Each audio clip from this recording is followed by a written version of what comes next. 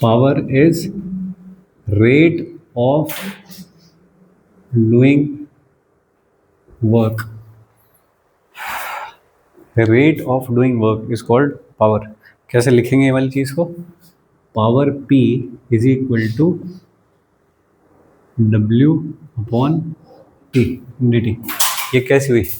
Average या instantaneous? This is instantaneous power.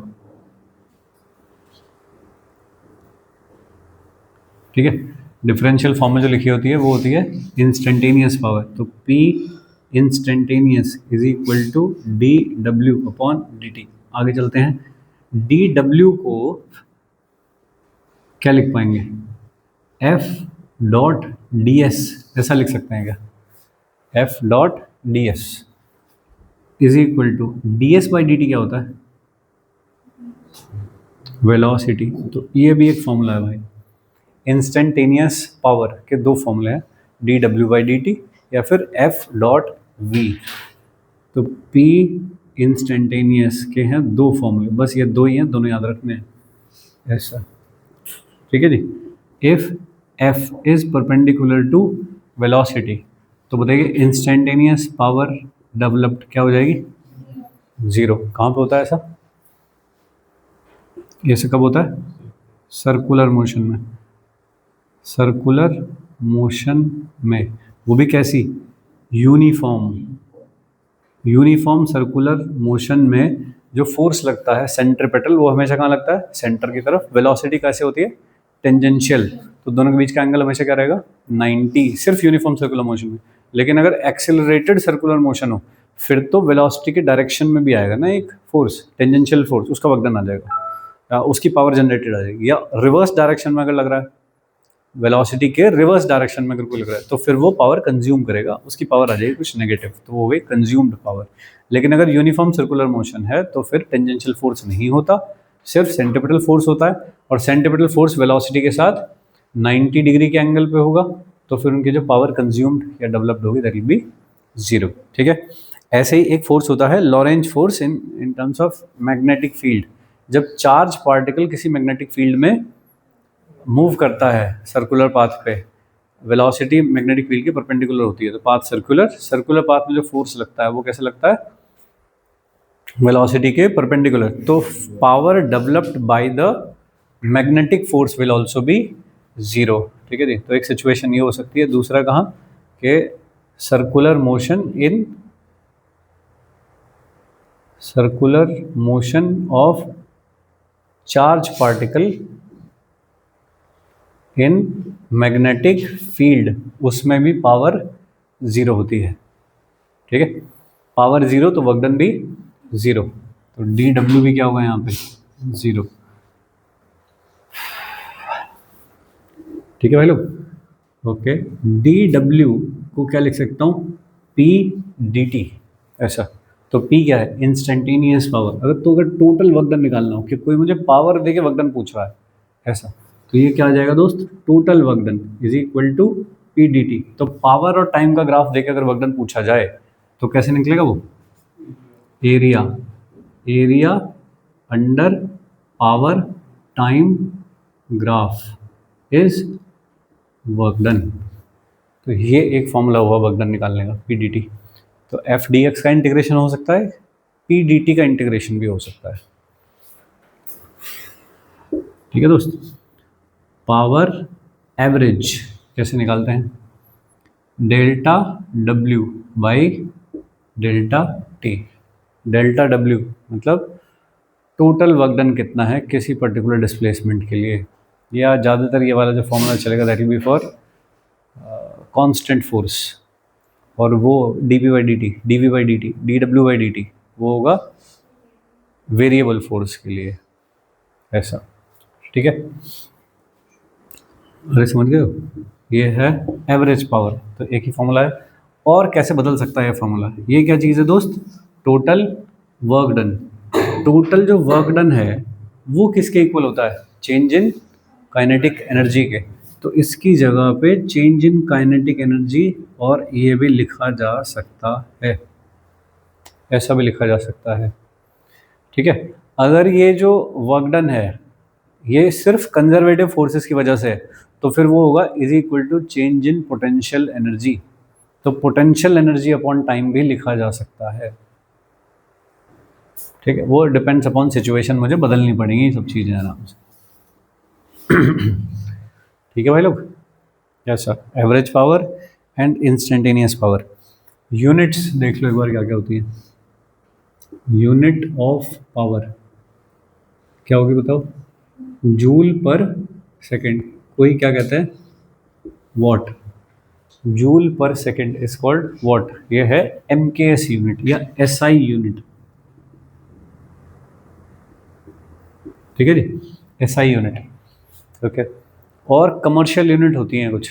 Commercial क्या होती है? हॉर्स पावर, HP, ये है कमर्शियल यूनिट।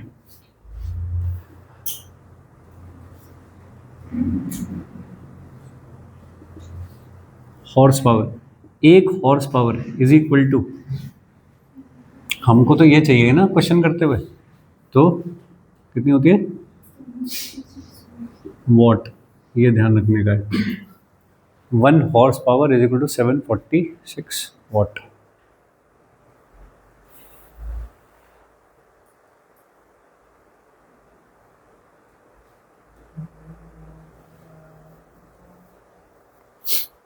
ठीक है, डायमेंशनल फॉर्मूला वगैरह तुम जानते होगे या निकाल लोगे, इतना भरोसा है मुझे तुम पे।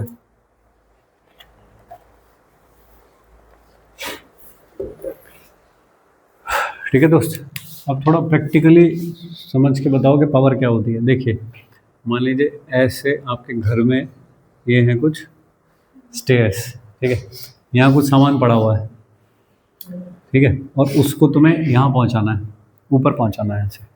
ठीक है, बहुत मेहनत करते हो तुम और ये नीचे रखा हुआ सामान ऊपर पहुँचाते हो, राइट।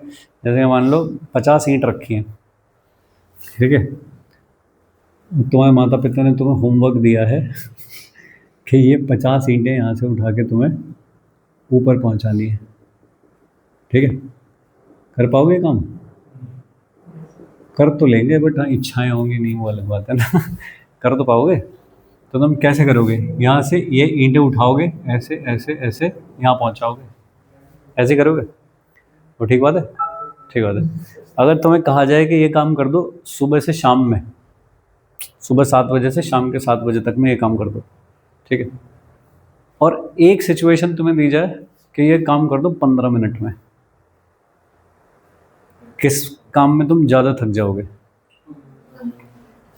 काम तो सेम ही किया है, लेकिन तुमने पूरे दिन में भी तुमने 50 ईंटें उठा के वहाँ पहुँचाई हैं और 15 मिनट में तुमने 50 ईंटें उठा के ही पहुँचाई हैं, लेकिन तुम दूसरे वाले केस में ज़्यादा थक गए हो। क्यों थक गए हो ज़्यादा? क्योंकि वर्क डन क्या होता है, सॉरी पावर क्या होती है, वर्क डन अपॉन टाइम। तो ये वाली चीज़ तो सेम है, लेकिन अगर ये कम हो जाए तो ये बढ़ेगा। ठीक है क्या? तो हमारे बॉडी में स्टोर, पावर स्टोर है, एनर्जी स्टोर है। एनर्जी, कुछ भी खाते हैं तो एनर्जी मिलती है ना, वो एनर्जी स्टोर है हमारे पास, वो एनर्जी ही यूटिलाइज हो रही है।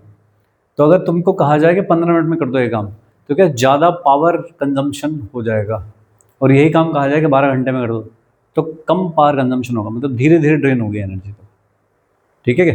तो 15 मिनट में तो एग्जॉस्ट हो जाओगे तुम बिल्कुल, कि बस 15 मिनट में ये काम करके तो फिर तुम्हें लेट गया, मेरे से नहीं उठा जा रहा भाई, फिर गेम समझ रहे हो भाई? तो कम टाइम में अगर कोई चीज़ करने को बोला जाए तो पावर ज़्यादा चाहिएगी ऐसी। ठीक है, तुम्हारे एक ओवरहेड टैंक रखा है ऊपर 500 लीटर का, 1000 लीटर का, तुमको कहा जाए कि तुमको बाल्टी से भरना है, तो नीचे से बाल्टियाँ भर भर के ले जा रहे हो तुम, ठीक है, और वो भरना है तुमको ऊपर, फाइन। तो समय लग जाएगा काफ़ी, जल्दी करवाना है ये काम, तो क्या करूँ, एक मोटर लगाओ।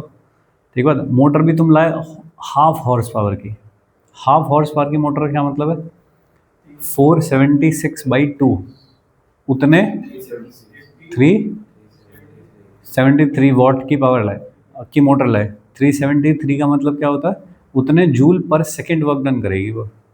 कितने जूल पर सेकेंड, ठीक बात है, जूल पर सेकेंड वर्क डन। और वर्क डन क्या किस चीज़ का है, पानी यहाँ से उठा के वहाँ पहुँचाना, सही बात है क्या, यहाँ पे रखा था सारा पानी और उसको ओवरहेड टैंक यहाँ पहुँचाना है, उसको इस वाले टैंक में पहुँचाना है, ऐसे करके यहाँ डालना है ऐसे ले जा करके। तो ये क्या था, पूरा पानी का कुछ मास था, ग्रेविटी एक्ट कर रही थी उस पर नीचे की तरफ, उसके अगेंस्ट वर्क डन करके एच हाइट तक ले करके गए हो तुम, तो क्या हो गया, वर्क डन बाई ग्रेविटी कितना हुआ, -mgh।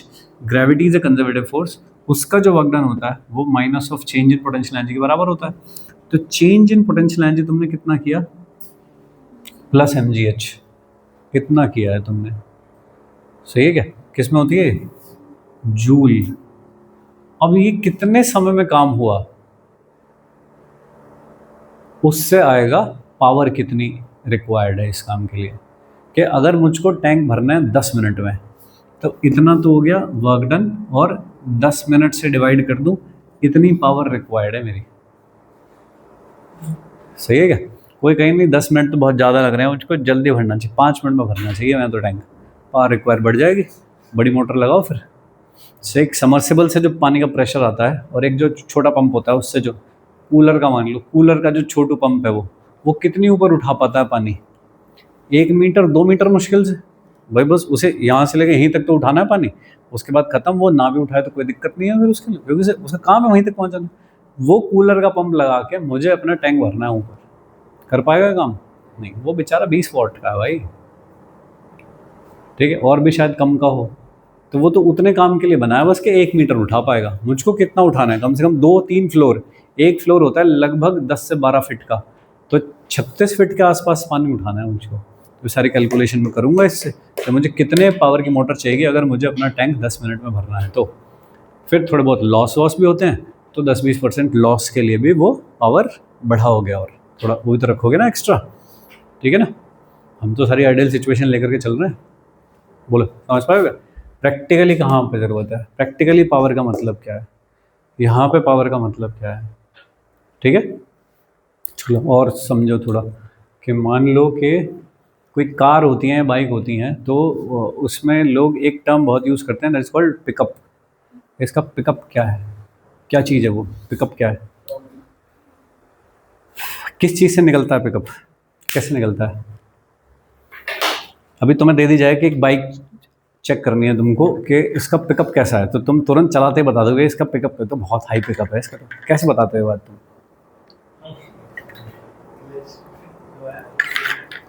रेस दबाई एकदम, और वो जब तुमने एक्सेलरेट किया तो उस टाइम पर उसकी जो वेलोसिटी थी इनिशियली 0 थी, तो वो कितनी जल्दी एक मैक्सिमम स्पीड पे पहुंच जाती है। इससे देखते हैं कि जो मेट्रो ट्रेन है वो 8 सेकंड में 100 की स्पीड पकड़ सकती है, दिल्ली में जो DMRC जो चल रही है, तो वो कितने कितने बोला मैंने, 8 सेकंड में 100 किलोमीटर पर आवर की स्पीड पकड़ सकती है वो, ठीक है ना। तो चेंज इन काइनेटिक एनर्जी कितना हुआ, 0 से 100 किलोमीटर पर आवर के हिसाब से देख लो, इतनी बड़ी ट्रेन है, उसका मास कितना हुआ, ½ mv² करके, और कितनी देर में कर सकती है, वो हो गई उसकी पावर, ठीक है। ऐसे अगर एक कार की, एक बाइक की चेक करनी है तो देख लो भाई कितनी है, कि इसको 100 किलोमीटर, या नॉर्मली जब पूरा डेटा देते हैं वो कोई बाइक बनाने वाले या स्कूटर बनाने वाले, तो उसमें बताते हैं वो कि 10 सेकंड में ये 0 से लेके 80 तक पहुंच सकती है, ऐसा तो बताते हैं वो चीज़ को यहाँ पे, तो आप वो कैलकुलेट कर सकते हो, वेरीफाई कर सकते हो कि उसके इंजन की पावर क्या है, ठीक है क्या। तो टॉर्क से मतलब नहीं है उसका, पावर क्या है, और जितनी उन्होंने क्लेम पावर है उतनी है भी सही में कि नहीं है, तो तुम करके देखो फिर, कि 10 सेकंड में इन्होंने कहा है कि 80 की स्पीड तक पहुंच जाएगा, तो फिर 0 से 10 सेकंड में देख लो 80 तक पहुंच पा रहा है कि नहीं पहुंच पा रहा है, ठीक है ना। ठीक, खुली जगह में ट्राई करना, देखो करना में, ऐसे नहीं कि शिव चौक पर कर रहे हो ऐसे नहीं करना है, ठीक है भाई लोग। तो भीड़ भरी जगह में पावर चेक नहीं करनी, सही है। ये जैसे मंडी पड़ी खाली, इसमें हाईवे पे भी नहीं है ना, कभी जोश में पहुंच जाए, हाँ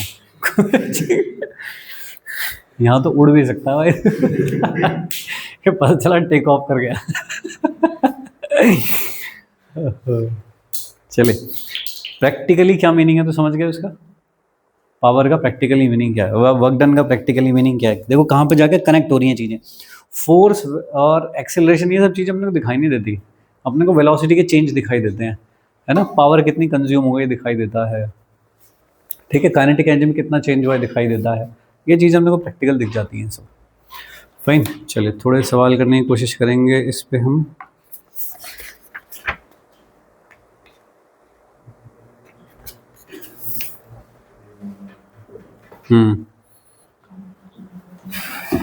ये हटा दूँ, ये हटा दूँ।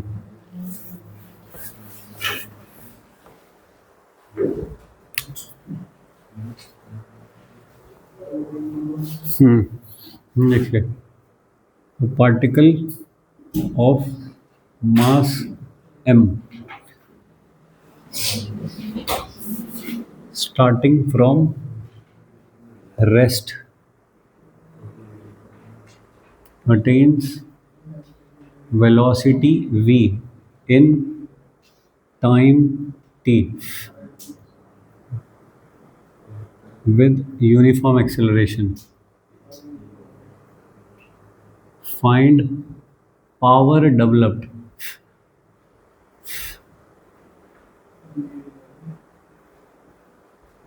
at time t। तो अगर मैं एट टाइम t कह रहा हूं तो मैं कौन सी पावर पूछ रहा हूं? इंस्टेंटेनियस पावर पूछ रहा हूं मैं, ठीक है? तो टाइम t पे इंस्टेंटेनियस पावर डेवलप्ड कितनी है ऐसा पूछ रहा हूं, बताइए। ये अभी इस टाइप का सवाल किया हमने।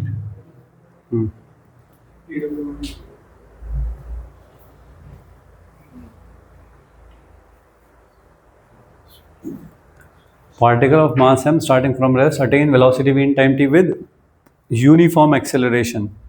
तो find power developed in time t। Okay, मुझे ऐसा याद तो नहीं है कि क्या है।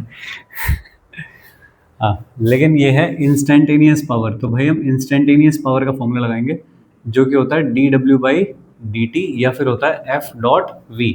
एफ क्या होता है? Mass into acceleration into velocity, ठीक है? एक्सेलरेशन कितना होता है भाई? क्योंकि यूनिफॉर्म एक्सेलरेशन क्या रखा है मुझको, ठीक है ना? तो फिर ये वाली इक्वेशन चल जाएंगी। तो पहले मुझको क्या दिया गया कि वेलोसिटी क्या है? v स्टार्टिंग फ्रॉम जीरो ए और t, तो यहाँ से निकल गया एक्सेलरेशन क्या होगा? Capital V upon capital T। ये काम आएगा यहाँ रखने के। ये जो वेलोसिटी है v, क्योंकि आप इंस्टेंटेनियस पावर पूछ रहे हो तो ये वेलोसिटी कौन सी हुई? Instantaneous velocity. तो इस वाले फॉर्मूले से v is equal to u, acceleration की वैल्यू कितनी है? ये इनटू t, ये हो गई वेलोसिटी। बस ये दोनों चीज़ चिपका दो, काम खत्म। सही है? तो कितना हो गया? एम वी बाई टी, और ये कितना हो गया? V by t into t. ऐसी हो गई भाई power developed in time t, ठीक है? या फिर चेंज नहीं, अच्छा इससे तो नहीं कर पाऊंगा। हाँ मतलब काइनेटिक एनर्जी लिख के डिफरेंशिएट कर दूँ तब भी आ जाएगा।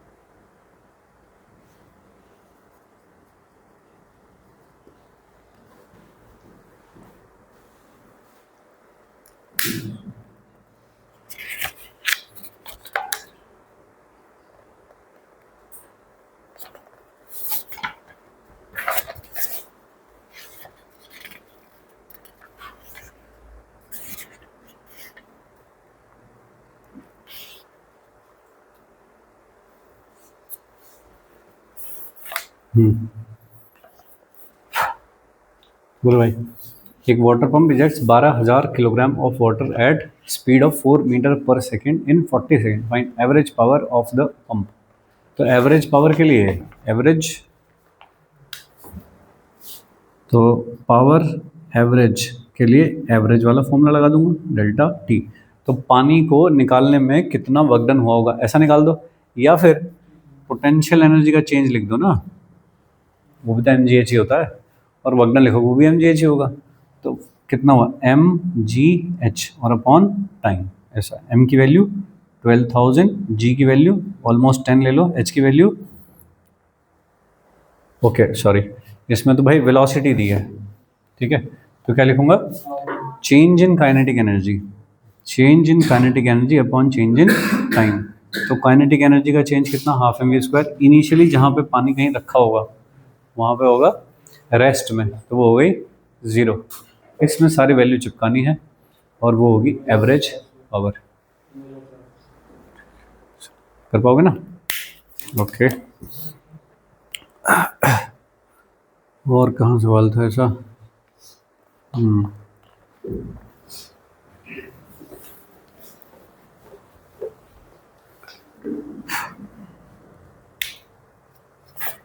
power applied to a particle varies with time as P is equal to 3t square plus minus 2t plus 1 इतने वॉट।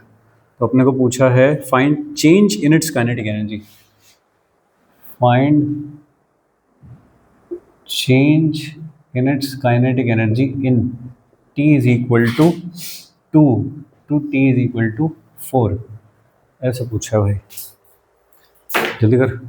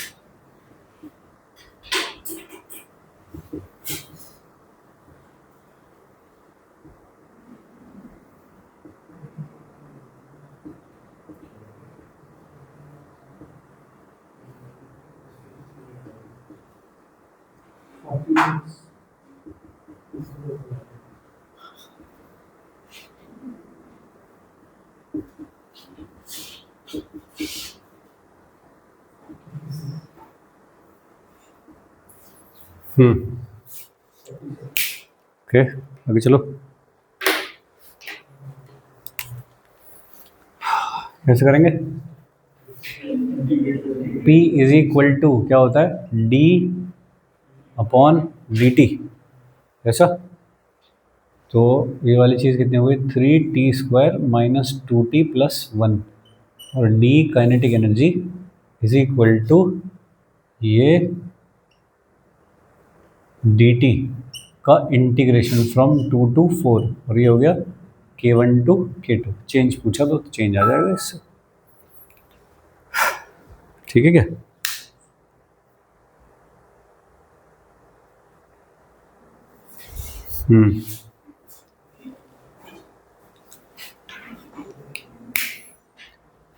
कार का जो इंजन है वो कांस्टेंट पावर P सप्लाई करता है, तो वेलोसिटी और टाइम का रिलेशन क्या होगा, डिस्प्लेसमेंट और टाइम का रिलेशन क्या होगा, ऐसा निकालना है हमको।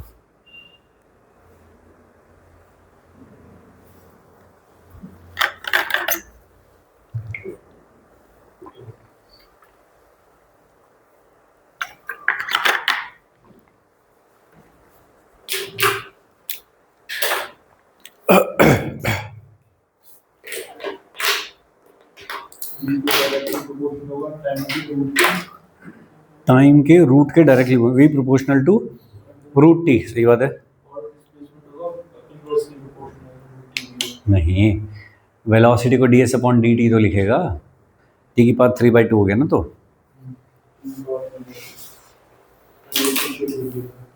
कर दिया था, थक गया है तो इसका मतलब।